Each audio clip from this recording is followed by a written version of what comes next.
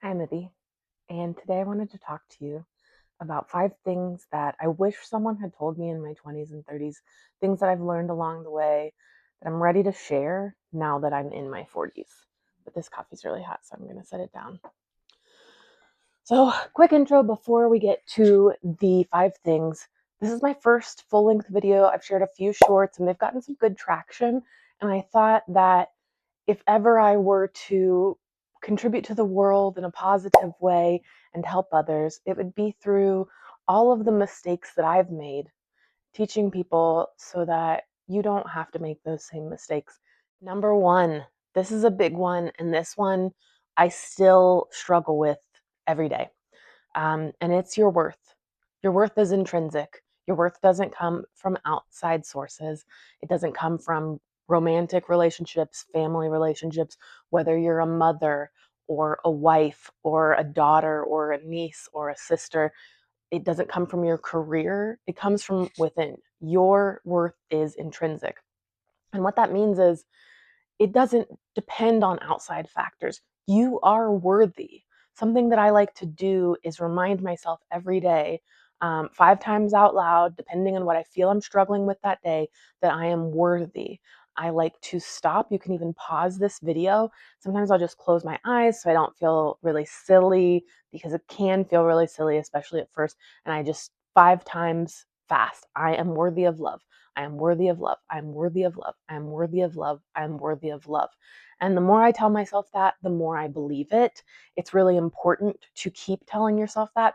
Unfortunately, our world, our society teaches us that worth is based on earnings, on career, on, motherhood, and that's not true. Your worth is already built in. You were born worthy.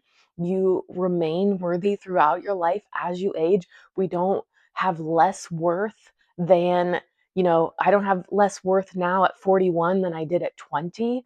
I'm still worthy, and I have to continue to tell myself that. Okay, number 2, say it with me. You can stop apologizing now.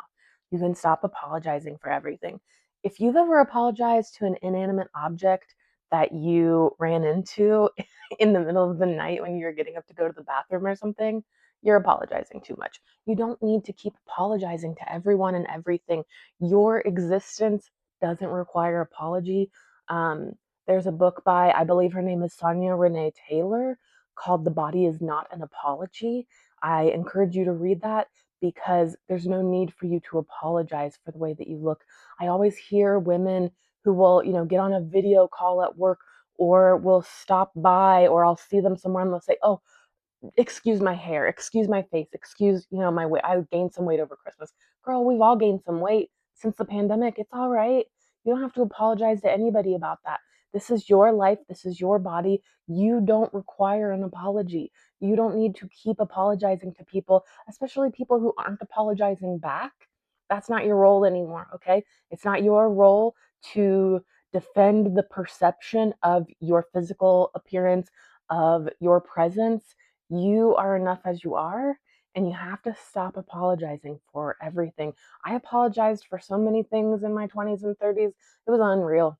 I just kept apologizing for things that weren't my fault and didn't matter. The real apology is loving yourself. The real apology is if you've hurt someone, changing that behavior, making up for it in a tangible, rational way. You don't have to apologize for everything. What you need to do is get yourself sorted out in a way that you are able to take responsibility without constantly apologizing. Did you do something? Sure, my bad. Didn't mean to do that. Won't ever do that again. I can see why that hurt you. That was my bad. You don't need to keep apologizing. You don't have to apologize 100 times and force the other person to accept your apology, because that is honestly worse than no apology. So stop apologizing, babe. I mean it. This coffee's really hot. Okay, looking at my notebook. Number 3, you gotta stop wasting your time on people who don't care about you. Stop chasing people who don't have your best interests, who aren't supporting you and investing in you. And by investing, I don't mean giving you all their money. I mean investing in you emotionally, investing time in you. Those people don't deserve your time. I chased so many people who I thought could come and save me. You're your real savior. Stop waiting for other people to do it. Stop chasing people who you think will do it. In yoga, we say, if it doesn't serve you, let it go.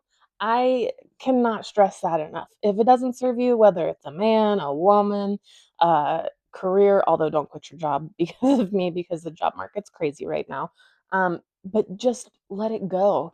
Even if it's a family relationship, I'm not saying go no contact. I'm saying think about how to have that relationship in a way that enforces your boundaries and your well being while taking your worth out of it, right? You are not worth something because of that relationship. You can take yourself a step back and go, I love this person. I want to have a relationship with this person, but this is not the right relationship. And I have to stop chasing them and immediately replying to them and waiting 6 hours for them to text me back. You don't need that. You're better than that. So we're going to stop doing that now, okay? And I want you to put in the comments if this is something you do. I want you to write, I am done. Okay? We're done. We're done doing that. All right, 4, you got to get your mental health sorted out. You have to. I mean, really, period. That's the end of it. But I'll go through a little bit of mine. I have a panic disorder. I'm medicated for it. I do other little things. It's not just medication. I go for walks. I do meditation. I do red light therapy, which is a nice little bit of me time. You got to get your me time. But you got to do real therapy, okay? The gym is not therapy. Eating, quote, healthy food is not therapy. Real therapy will change your life more than the gym ever will. Sure, the gym will change your body, but if you want to change your brain and stop giving into the all or nothing mindset, stop giving into the negative and intrusive thoughts, ideations, you got to get it right. You got to talk to somebody. And I'm not saying therapy is right for everyone. I've struggled with therapy. I had a really good therapist. God, 10 years ago, and I moved and haven't found one as much as I liked him. Or I haven't found one I liked as much as him. Um, and that's okay. Therapy for me right now is not an option. So I take my medicine, I journal, I talk to the people I care about the most, especially my fiance. Number 5. So this is a big one. It's okay if you don't feel like you have purpose, especially right now. The world is on fire. Careers are not the same as they used to be. The corporate world has been exposed so much more since COVID began. And now we know that maybe it's not possible to have a career that gives you purpose. Or if it is, it's kind of a luxury that not everyone will be able to achieve. And it's okay if your career isn't your purpose. It's okay if you don't know your purpose. It's okay if you feel a little bit lost. This is the time to really lean into that feeling and let it drive you to figure out what moves you, what you really care about, what can you do in this world. I am constantly figuring out my purpose, and it changes, it evolves as you grow and age and change your mind about things. And it's okay to change your mind. It's okay to change your purpose. It's okay to not really know why you're put on this earth. Why are any of us here? Not even going to get into that conversation. But if you want to find your purpose, I would say keep following this advice and keep learning more about yourself. This is the time in your 20s and 30s to learn who you are. I feel as though I probably didn't really know who I was until I was 38, I would say, and that's okay. I'm fine with that. Like, I consider myself a late bloomer, and I have learned so much about myself, in my late 30s and early 40s now that it's been a blessing. It's been truly transformational for me. You can't push purpose, you can't push yourself to transform.